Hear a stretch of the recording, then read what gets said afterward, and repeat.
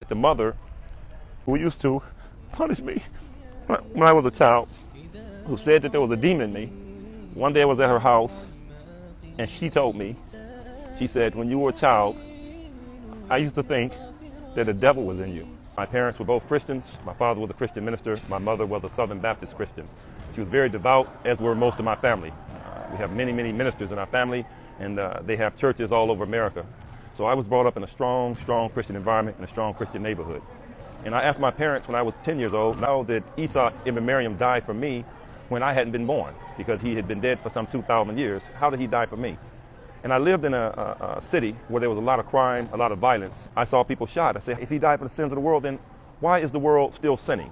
So no one can answer these questions for me. And I asked my mother again at another time, I said, if Jesus was God, then how did he himself die? How could he be killed and he's God? And if he's God, how does he die and come back to life? My mother couldn't answer it. My father couldn't answer it. And every time I would get into mischief, my mother assumed that there was this demon that everybody had told her was in me.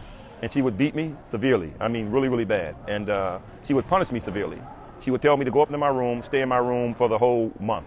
Summer would come, school would be out, the kids would be playing. She said, you can't come out till the summer's over. And then I went to a city called Jackson, Mississippi, a city I'd never been in before in my life.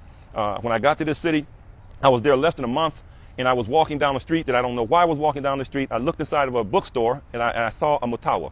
I can only say Mutawa because of his dress and his long beard. And I backed up, and I walked into the store, and I said, excuse me, what is your religion? This is the first thing I asked him. He said, we're Muslims. And I said, what do you believe? He said, we believe in one God. And I said, and tell me more about this. And they said, well, you can come to this masjid, and we'll tell you, we'll teach you what you need to know. I walked from that building to that masjid that second. When I walked inside, I knew I belonged there. Immediately, I saw some brothers come in, they offered salat, they went in sujood, and I'm like, wow. I just felt in my heart, this is where I belong. They talked to me about the religion of Islam, and they assigned one brother to work with me and to teach me. This brother's name was Rafiq, and Brother Rafiq gave me his Quran. He said, this is my Quran, I'm giving it to you to read. And when I started reading this Quran, tears was in my eye, because I knew at that point that La ilaha illallah, I knew it. What was remarkable to me was when I read the Quran, where it talked about how Allah sends the winds to bring the clouds, to bring the rains, these things that I had witnessed in the creation. And immediately when I walked into that masjid, I took Shahada. And that began my life as a Muslim. Probably the greatest thing for me was that the mother who used to punish me when I was a child, who said that there was a demon in me. One day I was at her house and she told me, she said, when you were a child, I used to think that the devil was in you. She said, now I know that God was guiding you to something that he didn't show any of us. And she said, I know from watching you today that the religion that you have is the right way. And what you have given is the correct thing. And she took Shahada. She said, La ilaha illallah, Muhammadan Rasulullah. And my mother died as a Muslim. This to me was a big victory. My sister became Muslim. My brother-in-laws became Muslims. My friends became Muslims. When I was in the military, soldiers that worked for me became Muslims.